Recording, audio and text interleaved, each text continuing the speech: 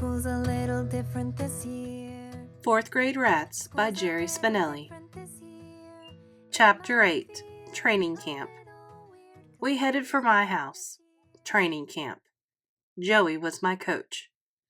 "First," he said, "that crybaby stuff. Gotta go."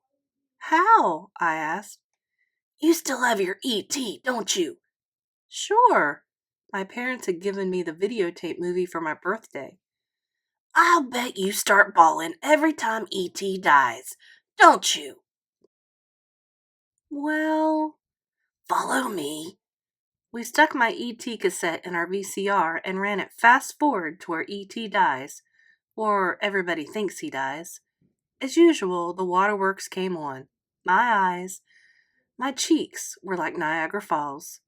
Joey punched rewind, stop, play. ET died again. I cried again. So it went, time after time, until on the 22nd try, Joey ran his fingertip across my cheek and nodded. "Dry."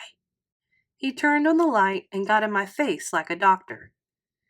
"Your eyes are a little watery, but nothing's falling out of them." He held out his hand. "You're on your way, rat." I gave him 5. Next was spiders. Joey found one, trapped it in a paper cup, and brought it to me. I was sweating and shaking. "Hold out your hand," he said. "I can't," I told him. "You want Judy Billings to like you or not?" What if it's a black widow?" I shuddered. "It's not." "Or a tarantula?" "It's a little white house spider. Hold out your hand." "I can't. It won't move." Joey made it move. He grabbed my hand and dumped the spider onto it. He was right. It was a little white house spider. But to me, it looked like a tarantula. I screamed and flipped it away. When we got to the 9th little white house spider, I was still flipping, but I was doing it silently.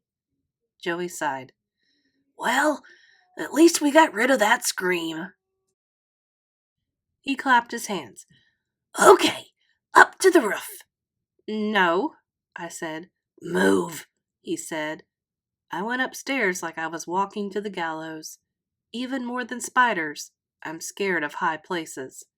Joey steered me to my bedroom window. He made me open it. "Out," he said.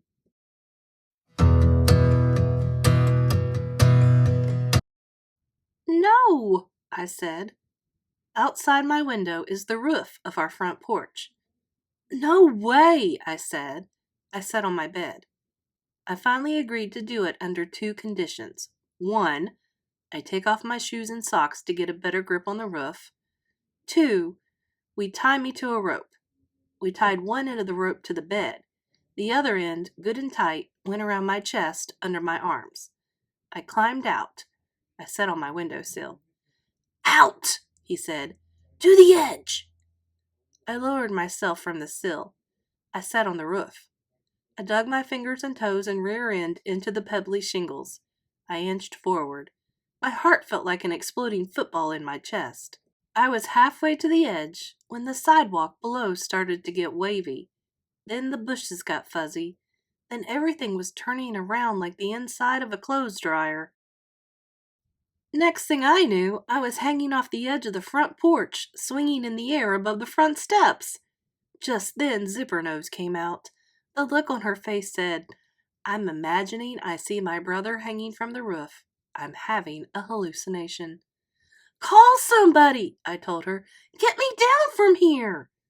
She half turned, ready to obey me for the first time in her life. Then she spotted my feet. My bare feet. This time the look on her face said, "I may never get this chance again as long as I live." She rushed me. She grabbed my legs in a bear hug and started tickling the bottoms of my feet. We, the Mortons, are a ticklish family. Extremely. By the time my mother finally came out and chased Zippernose off and got me down, I was about dead from laughing. For my next test, Joey led me to the little kids' playground at the park.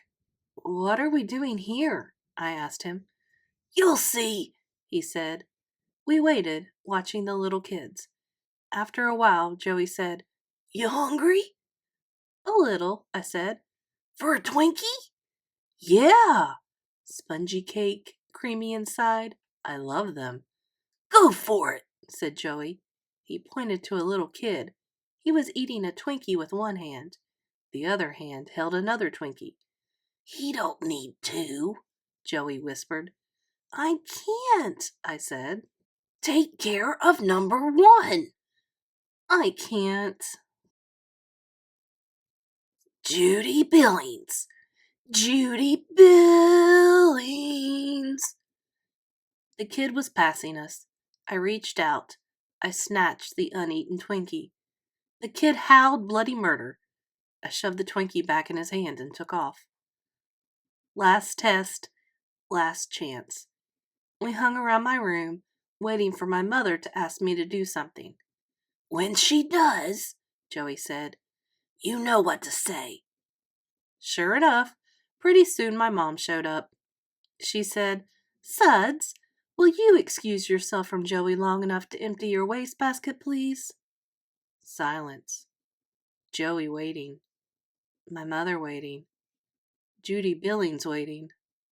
The world waiting. I couldn't stand it. Maybe if she hadn't smiled. Maybe if she hadn't said please. I said, Okay, Mom. As soon as my mother left the room, Joey gave me a disgusted grunt. He pointed to my one-eyed teddy bear. I guess you're not going to throw that baby thing away either, are you? I looked at the bear, at him, in shock. Nah, I didn't think so, he sneered. Better forget it, Morton. You'll never hack it as a rat. He got up and left. I emptied my basket. I figured he was right. I figured I was dumping my chances with Judy Billings out with my trash. But I didn't figure on what happened Monday at school. School's a little different this year.